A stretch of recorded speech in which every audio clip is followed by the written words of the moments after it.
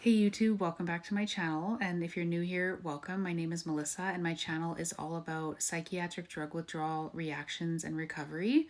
I went through a very long and extremely painful journey myself, first from SSRIs and then a disastrous reinstatement, which involved polydrugging, benzodiazepines, and cold turkeys from pretty much everything, and it was just a really difficult battle, and I've come a really long way. So that's what my channel is about, and you can check out a more detailed version of my full story here on my channel. I've made videos about it as well as my reinstatement detailed video. And this video today, or right now, is going to be an encouragement video. I just felt it on my heart to do this, and I've had some requests to do another one of these. I do want to mention before I get into it that I am doing one-on-one coaching since I've gotten to a good place in my life. I offer free 15-minute consultations, 30-minute calls, 60-minute calls, and I offer them at lower rates than other places online. I've also put together 4-session packages for those who might want to meet a bit more regularly, and those are at a further discounted rate. I will put the link to my online booking calendar in the description of this video, as well as a link to my website. There you will find more about my bio and about my story, and you can book sessions through there also. And if you have a single question to ask me, I will leave my email address below as well. Please just limit it to one single question. So I don't have any plan for this video. I just want to speak from the heart because I felt like this is something that I need to film because the more I talk to people every single week, whether it's through social media, whether it's through emails or coaching, or just from, even all my involvement in the forums over the years, I know that hope messages are really essential. So I've talked about this before, and I talk about this with coaching people that I coach, that the forums again are a really great place to discover what's going on with you, to realize that you're in withdrawal, because oftentimes you're neglected or gaslit by your medical professionals, and a lot of times you're just left alone to try to figure out A, what's going on, and B, how to deal with it. So, and there are a lot of horror stories online, and it is really important, especially when you come out the other side, to realize how crucial it is to pay attention to your diet. And what I mean by that is everything you put in your body, on your body, what you surround yourself with, what you pay attention to, what you watch on TV, what you read, who you talk to, who you surround yourself with. And I get not all of that is in your control, especially if your symptoms are really severe, but just day to day, like what's around you, and what are you doing, what are you engaging in, because there is so much negativity, even just generally, with the news and with stuff online, but especially in this community. And there aren't enough hope messages. Yes, on Benzo Buddies, there are quite a few success stories, but there's way more horror stories. And I think the same can be said with a lot of the other groups as well, and forums. But I'll tell you, like, I was one of those people. So I had my first withdrawal from SSRIs, and then I reinstated at 2.5 years off, and then I had a subsequent withdrawal. I could not fathom ever getting better, especially mentally.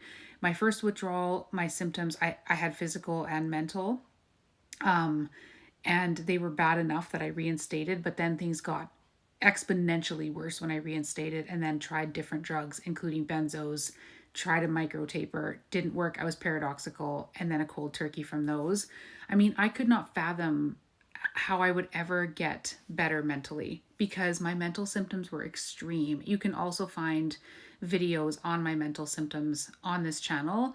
I will warn you though, they probably are quite triggering, especially if you're someone who is struggling mentally yourself.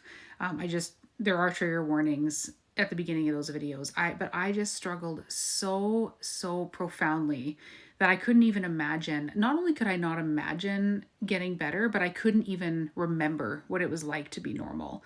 So if you're someone who's been protracted for a long time, or even if you haven't, if you've just been in this for a short while, it can feel like eternity, and it can feel like you've completely lost your old self and you can't even remember what it's like to be normal, quote normal. But I can tell you that, like, the past few days, if you've been following me, you know that I've been having some post-COVID issues, mostly skin problems that I've never had before.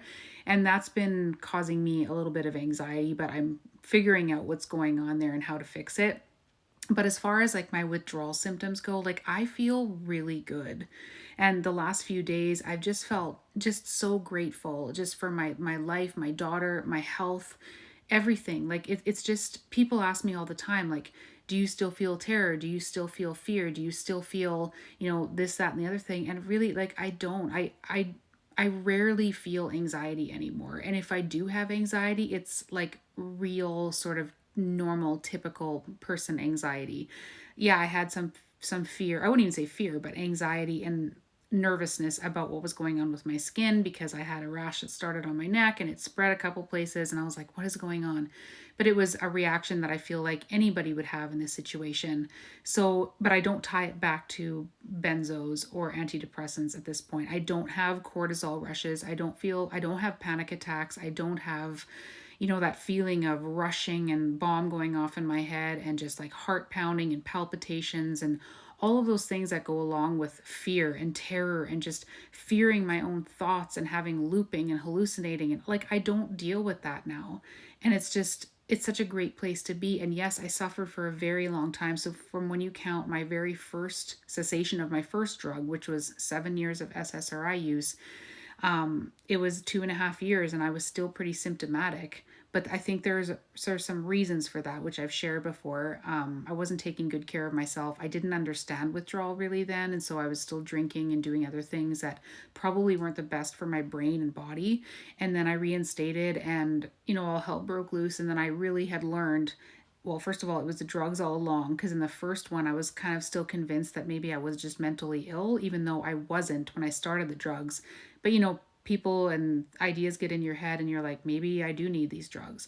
So that's why I reinstated. And then I was finally like at a gut level, it was the drugs all along. These drugs have absolutely changed my brain and body. And I really started with a ton of self care in that second withdrawal. And it was about 21 months out of that second withdrawal or the second quitting of the drugs that I really started to feel like I was turning a corner. So if you count it again from that second round, it was 21 months. But if you count the total, it was 4.5 years, which I know sounds long, but I didn't do things right. So I want you to keep that in mind because I didn't understand it, didn't know it, didn't believe it, was gaslit, was, people were trying to convince me I just had ABC illness, and that was not the case. And I've just, and people ask me too, like, do you really become your normal self again, or do you become who you were before the drugs? And I say yes and no. Yes, in the sense that, I mean, you're still there underneath the core of who you are, like your personality, everything you value, your characteristics, good and bad, are still there. So yes, you do, but no, because if you're like me, you took a lot of things for granted before you went into this. And I'm not trying to sound cliche here. That this is really honestly the truth from with how I feel about all of this, is that you do have you have much more resilience. You have much more appreciation for the little things, because when you're really sick, the little things you can't even do a lot of the time. So once you can start doing them, you're like, you just have this gratitude. I've been talking to people lately, and I want to say that there are people, I've only been coaching for 4 months, and there are people who are making like improvements before my eyes, or recovering before my eyes. And it's amazing to see. I'm not saying that they had, went from, hugely acutely severe to recovered in 4 months. They have longer journeys than that, but I came into their life at a certain point, and now, 4 months later, they're starting to do things. And I've heard from multiple people, they say it's almost like a spiritual experience. I went into my first window, even if it was brief, and I just felt, not only did I feel, quote, normal, I felt blissful. I felt just the deepest gratitude, almost like a spiritual experience. Like, I've had that described to me. It described to me like that before. It's like I felt the presence of God, or I felt this, like the universe was wrapping me in its arms, and I just felt this warmth and this peace and almost like bliss. Like, that's how people have described it. And I just had this smile pasted on my face, even if I was just doing something that would have felt mundane in the past. Like, I just had this deep gratitude. And I've had people say, in that moment, I'm thanking Jesus or God or the universe or whatever you believe in, or just yourself for getting to that place. And it really is cool to see it happen and to hear people describe it, because that was my experience as well. And then I say to them, just wait, like what you experienced in that moment or for that half day or hour or day or whatever, it's only going to get more so like that. And then it'll stretch longer and longer and longer. I don't know how long it will take for you, but that's typically what happens. And you do develop, a different sense of purpose for your life and how you feel and what things that are important versus not important. If you've, like, a lot of people consider this the worst experience of your life, you will look at things like, I don't know, a traffic jam or things that used to maybe really make you annoyed or rageful or whatever, and be like, you know what, it's not that big of a deal. And yeah, you still get upset about normal everyday life things. My life is not perfect now, I'm not trying to say that, but the things that really used to get under my skin and I used to make a big deal about in the past are just not that big of a deal anymore. And it really is a cool place and a great place to be. I just had that experience before I made this video. I'm like, I was laying in bed with my daughter and I'm just like, my life is just, it's just so great. Like it just feels so great now. And I just wanted to give you a message of hope, because I just don't feel like there's that many. I mean, it's on my medical records that I have akathisia or had akathisia and I can never remember exactly how it's worded. Sorry, I can't remember the exact wording, but it's basically generalized, unspecified or something movement disorder. They didn't call it dystonia or TD, but that's what it is. That's what got me on disability, those diagnoses. And so it was bad. I mean, it was really bad. And I mean, that doesn't even touch on the mental that I endured for so long. I mean, I wrote my notes, my end of life notes. I have it still. I saved it from 2021. I was like, I just cannot do this anymore.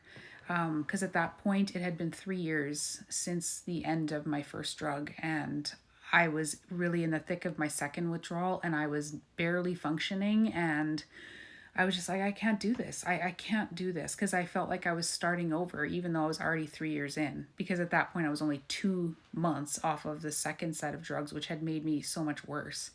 So, I mean, I know how bad it is, and I was one of those people that was like, get me out of here. Like, I need an exit plan. I can't do this.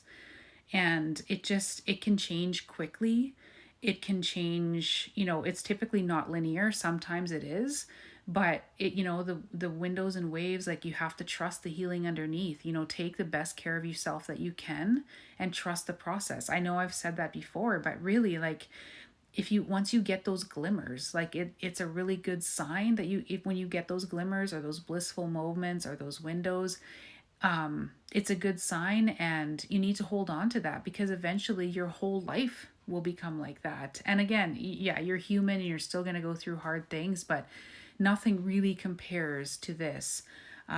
It really is a profoundly life-changing experience. And again, it's not all, because people ask me too, won't I feel traumatized for the rest of my life? And no, like, I still have medical and health anxiety. I'm not going to lie. Like, I still have a fear of doctors. I still, I'm still afraid of needing surgeries or getting, a deep-seated infection that I need strong drugs. I still fear that. Don't get me wrong. But I try to just take it one day at a time, because again, if you're always projecting into the future, then it's going to steal the joy of the present, even if you don't feel any joy now. But I'm saying once you start to feel better. So I try to stay in the moment as much as I can, and, enjoy what's happening right now, and be like, you know what, I'll cross that bridge when I get there. And who knows, once I get to that place, I might not be as sensitive anymore, or sensitive at all. So I can't spend my time now worrying about that. Although, once I learned, I mean, it's a work in progress, trying to trust myself, trust my body. But it's gotten infinitely better. So as far as that goes, again, I'm still afraid of hospitals and doctors, but especially now, my doctor, my angel, the guy who got me through this and wrote me for disability, and he was just incredible. He moved away. So that adds to my fears about needing medical care, because he was on my side. He knew I wanted to be drug free. He always offered me alternatives. He did everything he could to just keep me off drugs and he trusted me and believed me and validated me and advocated for me. It was just, he was an incredible man. So I'm really going to miss him. So that adds to my fear a little bit, not having that same, I guess, partner behind my back, medical, or having my back, that partner, medical partner. So yeah, but it's still incredible to me when I think back to January of 2021. I was just in horrific shape. In fact, I was in a different town getting transcranial magnetic stimulation to try to fix my brain. And at that same time that I was getting those treatments, I was on antipsychotics, I was on Ativan, I was on propranolol. And I tried different drugs during the time of that TMS treatment. I tried risperidone, I tried Luvox. I was just so desperate. And every drug was just bringing on more and more symptoms, especially mental ones. So it was just so, and any memory that takes me back to that place when I was staying in that other city is just, I try really hard not to think about it, because that was the most difficult time of my life. So anyway, 3 years later, I never thought I'd be here, but I am. So I encourage you to save this video, because again, you need to listen to something when you're really having a tough time from people who have been there. And there's other stories out there of people recovering from this as well. And it's pretty much impossible to believe it when you're in it. But that's why you have to drill it into your head that you do come out of this eventually, even though you can't see it at all. I've talked to people again where they were just in the thick of it, no way, they saw no way out, and then over the course of a week they're like, I think I'm healed. So you just never know. So keep this saved and refer back to it when you need a little hope and you need a little encouragement, because I'm telling you, based on my own experience and even my support group, the women who got me through the worst of the worst when I was so incredibly sick, we were all so incredibly sick.